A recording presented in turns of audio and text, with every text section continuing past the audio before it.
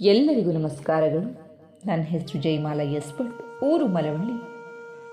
ಇವತ್ತು ನಾನು ಕಥಾಮೃತ ಸ್ಪರ್ಧೆಯಲ್ಲಿ ಮಹಾಭಾರತದ ದುರಂತ ಕಥಾನಾಯಕ ಕರ್ಣನ ಸಾವಿಗೆ ಕಾರಣವಾದ ಕಥೆಯನ್ನು ಹೇಳಲಿಕ್ಕೆ ಬಂದಿದ್ದೇನೆ. ಕರ್ಣ ದಾನವೀರ ಶೂರ ಅಂತಾನೆ ಪ್ರತೀತಿಯನ್ನು ಹೊಂದಿದವು. ಇವನಷ್ಟು ಉದಾರಿ ಮತ್ತೊಬ್ಬರಿಲ್ಲ. ಕುಂತಿಯ ಮೊದಲ ಮಗ, ಸೂರ್ಯದೇವನ ಪುತ್ರ, ಮಹಾಭಾರತದಲ್ಲಿ ಅತಿ ಹೆಚ್ಚು ಅವಮಾನಕ್ಕೆ ಒಳಗಾದವನು ಅಂತ ಹೇಳಿದ್ರು ತಪ್ಪಾಗಲಾರದು. ಯಾಕಂದರೆ ಕರ್ಣನ ಜನ್ಮ ಕುಲದ ಬಗ್ಗೆ ತಿಳಿಯದವರು ಅವನನ್ನು ಸೂತ ಪುತ್ರ ಅಂತಲೇ ಅವಮಾನಿಸುತ್ತಲಿದ್ದರು. ದುರ್ಯೋಧನ ಮಾತ್ರ ಎಂದಿಗೂ ಇವನನ್ನು ಅವಮಾನಿಸಲಿಲ್ಲ. ಆಪ್ತ ಮಿತ್ರನಾಗಿದ್ದ, ಅಂಗರಾಜ್ಯಕ್ಕೆ ರಾಜನನ್ನಾಗಿಸಿದ್ದ, ಅಧಿರಥ ರಾಧೆಯ ಸಾಕುಪುತ್ರ. ಒಮ್ಮೆ ಕರ್ಣ ತನ್ನ ರಾಜ್ಯವಾದ ಅಂಗರಾಜ್ಯದ ಬೀದಿಯಲ್ಲಿ ಕುದುರೆ ಸವಾರಿ ಮಾಡಿಕೊಂಡು ಹೋಗ್ತಾ ಇದ್ದ. ಒಂದು ಪುಟ್ಟ ಮಗು ಬಿಕ್ಕಿ ಬಿಕ್ಕಿ ಅಳ್ತಾ ಇರುತ್ತೆ. ಅದನ್ನು ಕರ್ಣ ನೋಡ್ತಾನೆ.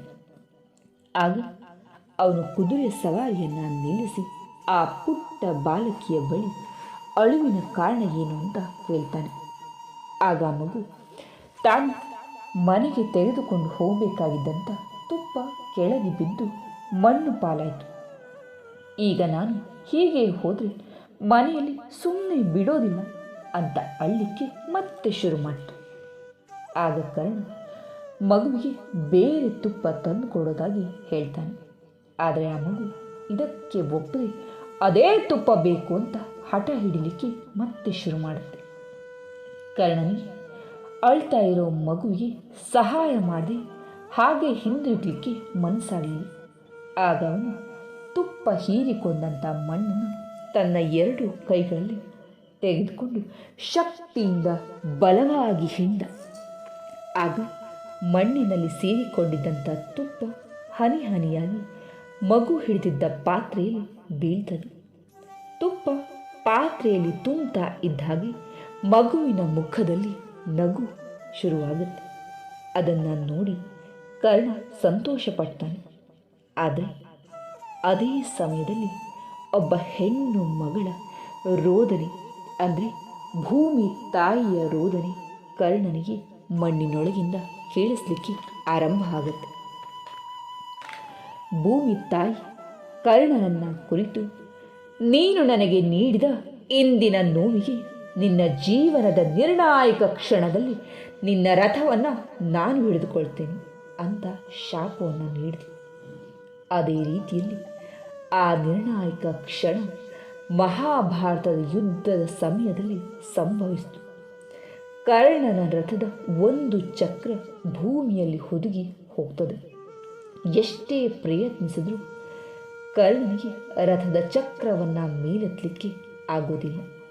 ಆಗ ಅವನು ಭೂದೇವಿಯ ಶಾಪವನ್ನು ನೆನಪಿಸಿಕೊಳ್ತಾನೆ.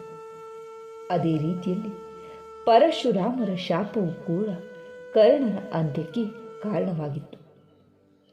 ಕರ್ಣ ತನ್ನನ್ನು ತಾನು ಬ್ರಾಹ್ಮಣ ಅಂತ ಹೇಳಿಕೊಂಡು ಪರಶುರಾಮರ ಬಳಿ ವಿದ್ಯೆಯನ್ನು ಕಲಿಸಲಿಕ್ಕೆ ಕೇಳಿಕೊಂಡು ಹೋಗ್ತಾನೆ. ಅದೇ ಸಂದರ್ಭದಲ್ಲಿ ಕರ್ಣನ ಪ್ರತಿಭೆಯನ್ನು ನೋಡಿ ಮೆಚ್ಚುಗೆಯನ್ನು ಪಡೆದು ಕರ್ಣನಿಗೆ ವಿದ್ಯೆಯನ್ನು ಕಲಿಸಿಕೊಡ್ತಾರೆ ಪರಶುರಾಮರು. ಹೀಗೆ ದಿನಗಳು ಕಳೀತಾ ಇತ್ತು. ಒಂದು ದಿನ ಪರಶುರಾಮನ ತನ್ನ ತೊಡೆಯ ಮೇಲೆ ಕರ್ಣ ಮಲಗಿಸಿಕೊಂಡಿರ್ತಾನೆ. ಒಂದು ಚೇಳು ಬಂದು ಕರ್ಣನ ತೊಡೆಯನ್ನು ಬಲವಾಗಿ ಕತ್ತದೆ. ಕರ್ಣನಿಗೆ ಎಷ್ಟೇ ನೋವುಂಟಾದರೂ ಗುರುವನ್ನು ಎಬ್ಬಿಸೋದಿಲ್ಲ. ರಕ್ತ ಸೋರ್ತದೆ, ಹರಿತದೆ.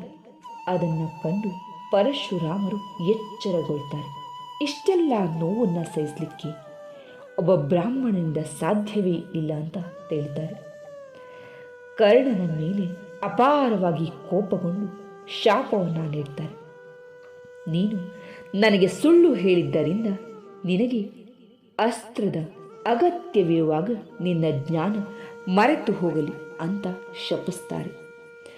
ಇವೆರಡೂ ಶಾಪದ ಪರಿಣಾಮವಾಗಿ ಅರ್ಜುನನ ಜೊತೆಗಿನ ಯುದ್ಧದಲ್ಲಿ ಶಸ್ತ್ರಾಸ್ತ್ರದ ಜ್ಞಾನವೂ ಮರೆತು ಹೋಗ್ತದೆ. ಕರ್ಣನ ರಥದ ಚಕ್ರ ಭೂಮಿಯಲ್ಲಿ ಹುದುಗಿ ಹೋಗಿರ್ತದೆ. ಕರ್ಣ ಅರ್ಜುನನಿಂದ ಸಾವಿಗೀಡಾಗ್ತಾನೆ. ಆತ್ಮೀಯರೇ, ಈ ಕತೆ ಎಷ್ಟೊಂದು ಅರ್ಥಪೂರ್ಣ.